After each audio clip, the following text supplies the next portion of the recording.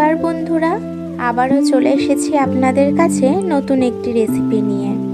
এই জিনিসটা কম বেশি সবারই পছন্দ হবে আশা করছি। উপকরণে লাগবে মানকচু, কাঁচা লঙ্কা, সাদা সর্ষে, চিনি ও লবণ। আজকে আপনাদের সামনে বানিয়ে দেখাচ্ছি মানকচু বাটা। চলুন তাহলে প্রথমে মানকচুটাকে স্ক্যাপারে ঘষে নেব। শিলনোড়ার উপরে আগে থেকে ঘষে রাখা মানকচু দিয়ে দেব। তারপর একে একে কাঁচা লঙ্কা, সাদা সর্ষে, লবণ ও চিনি দিয়ে দেব। আর একটা কথা বন্ধুরা, মিক্সচারের থেকে এটা শিলনোড়ায় বেটে খাবেন, তাহলে এটার স্বাদ বুঝতে পারবেন। দিয়ে ভালোভাবে বেটে নিয়ে একটা প্লেটে নামিয়ে উপর থেকে বেশ কিছুটা সর্ষের তেল ছড়িয়ে দিলে রেডি মানকচু বাটা।